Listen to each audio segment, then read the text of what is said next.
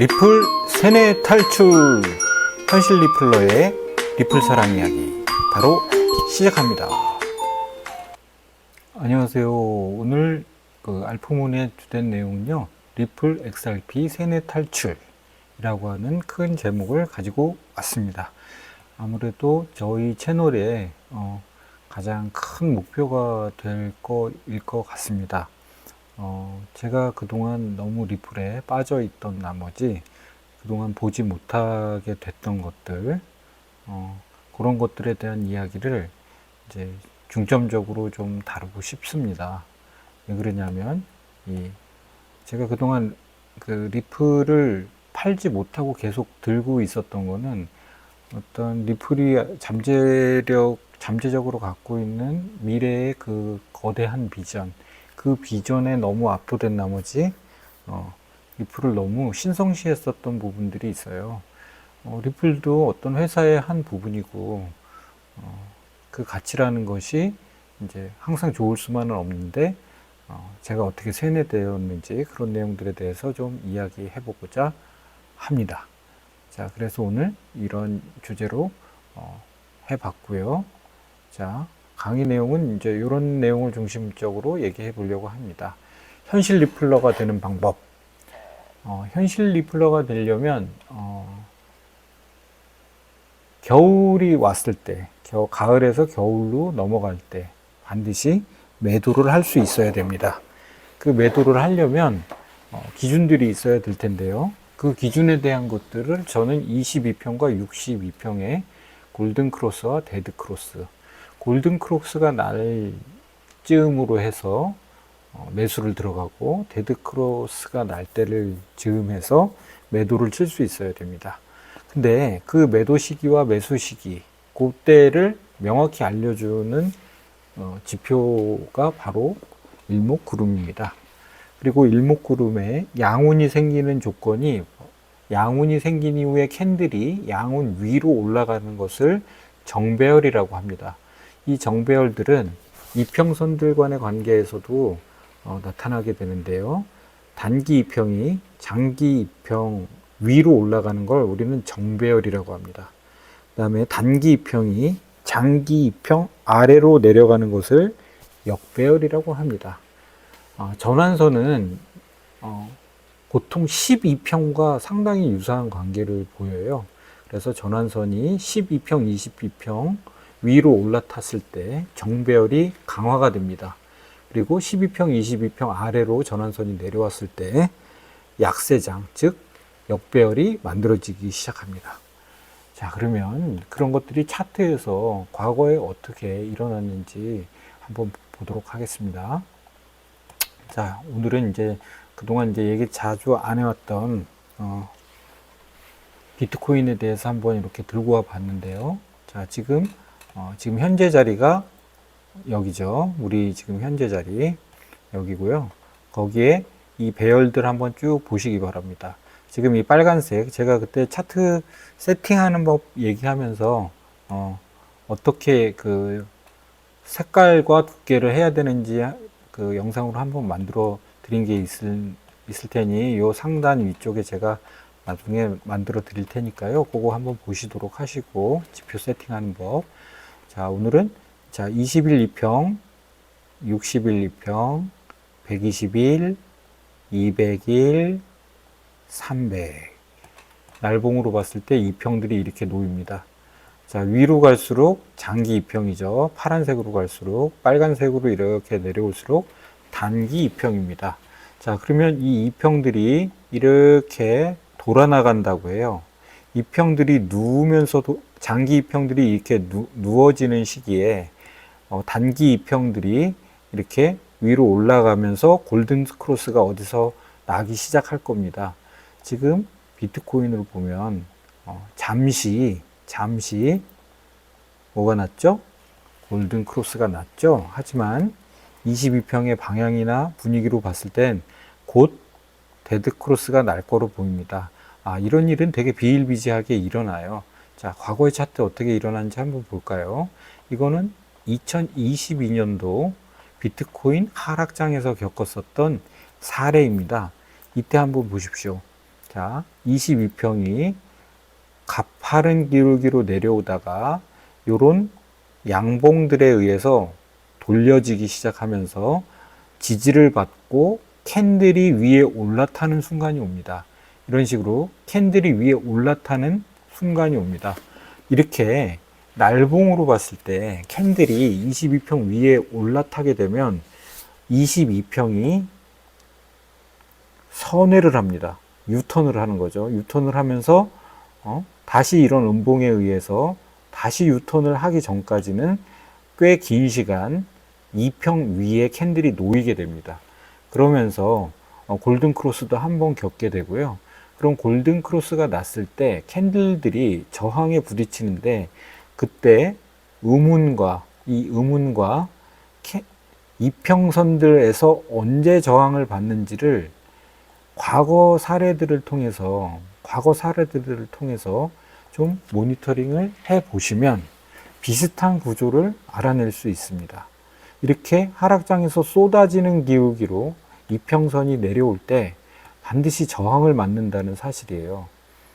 61이평에 부딪혔을 때 저항을 맞고 122평에 부딪혔을 때 저항을 맞는 모습을 과거 차트에서도 포착이 되고 이 안에서도 분명히 22평을 다시 한번 깨는 일들이 발생합니다. 캔들로서 깨는 일들이 발생을 해요. 이런 게 여러 번 발생을 해주는 과정에 장기 이평선들이 가파르게 내려오다가 눕습니다. 자, 다시 한번 좀 크게 볼게요. 자, 장기 이평선들이 가파르게 내려오다가 점점 이렇게 완만한 각도로 눕습니다. 이 눕는 과정에도 중간중간에 이런 저항들이 놓이게 되죠. 물론 이 저항들을 강력하게 돌파하면서 이렇게 올라가는 사례들도 있습니다. 하지만 우리가 이런 걸 날봉으로만 보지 말고 4시간 봉으로 보게 됐을 때 조금 더 대응할 수 있는 자리들이 많이 나오게 되는 거죠. 자, 여기서도 이평선들이 어떻습니까? 아주 깔끔하게 역배열로 되어 있죠. 자, 깔끔하게 역배열로 되어 있다가 이제 분위기를 전환하는 때가 옵니다. 그 전환의 신호탄을 항상 22평과 62평 관계로 먼저 이해하는 것이 가장 중요합니다. 자, 지금 보이시는 모습 속에서 어디서 분위기 반전이 됐는지 한번 찾아볼까요? 자, 보이시나요? 자, 이런 자리가 그런 자리에 해당합니다. 자, 여기 보면 22평이 4시간 기준으로 60일을 계속 여기서는 한번 저항을 맞았네요. 저항을 맞다가 60일 아래에 있다가 드디어 올라타게 되는 캔들로서 올라타게 되면서 22평도 62평 위로 올라타는 순간이 옵니다. 자, 보이시나요? 20이 가파르게 내려오다가 완만하게 눕기 시작하다가 어느 순간 돌파가 일어납니다.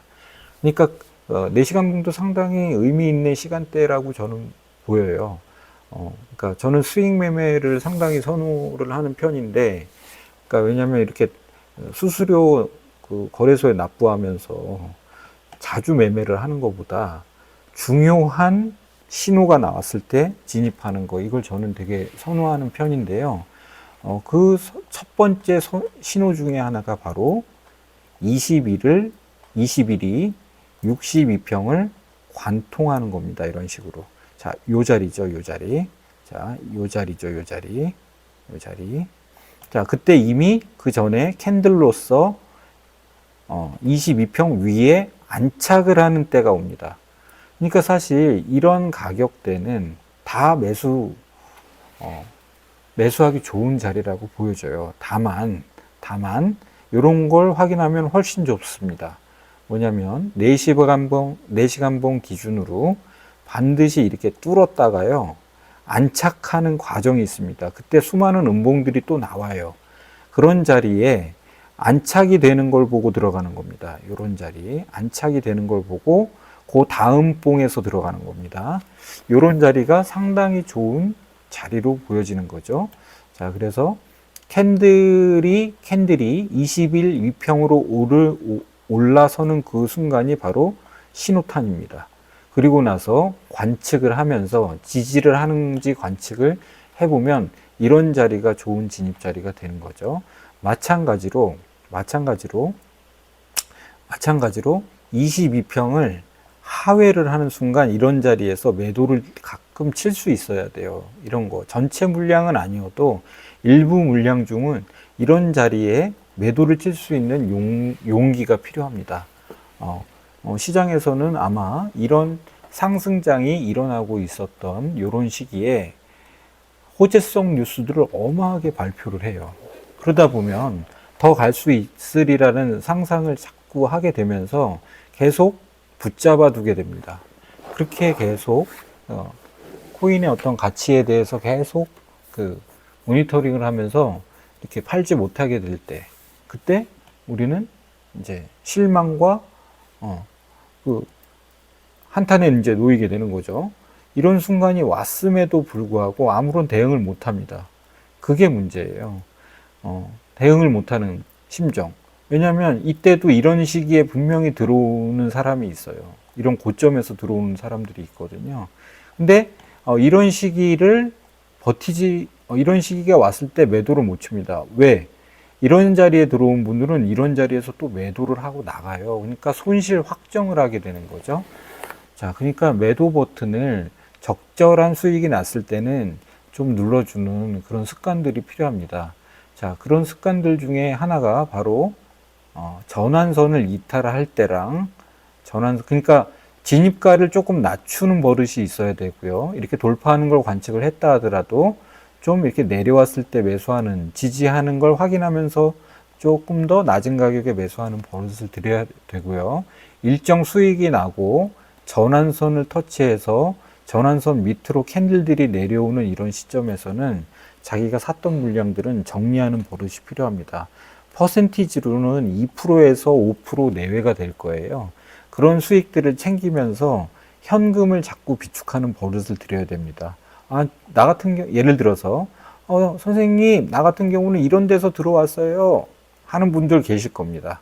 그런 사람들은, 그래서 여기서 현금을 조금 해가지고 한 것들을 여기서 매도하라고 하지만 저는 매수 단가가 여기에요. 라고 하시는 분들 반드시 있을 겁니다. 하지만 여기서 매도를 친 것들을 다시 이런 구간에서 들어갈 수만 있다면 그래도 조금씩 손실이 조금 이렇게 상처가 아무는 식으로 손실이 조금 채워지는 걸 경험할 수 있게 돼요. 자, 그런 식으로 이평과 구름을 보면서 매수 매도를 좀 할 수 있는 연습들을 하셔야 됩니다. 반드시 하셔야 돼요. 왜냐하면 저희가 세뇌 탈출이라고 하는 큰 이제 이유들을 갖고 있지 않습니까? 왜 세뇌 탈출을 해야 되는지, 그동안 너무 많은 리플의 호재성 기사들 있지 않습니까? 이런 기사들 제가 정리를 해봤는데 10가지 정도 한번 해봤습니다. 제가 여태까지 매도 버튼을 못 누르게 만들었었던 이유들 10가지 한번 간단하게 볼게요.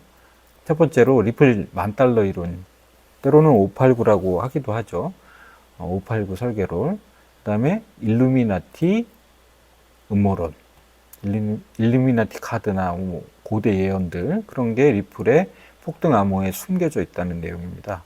그 다음에 비공개 합의설, SEC와 관련된 내용들 있죠. 이건 좀 지나온 내용들이긴 하지만 이때도 엄청난 루머들이 많이 있었습니다. 리플이 수백 배 오른다. 리플을 저렇게 소송에 걸려둔 거는 걔만 어떻게 규제 속으로 리플을 오히려 보호하기 위한 조치였다. 뭐 그런 내용들. 자, 그리고 네 번째, 근본이제가 되었을 때 리플이 할 수 있는 역할들에 대한 것.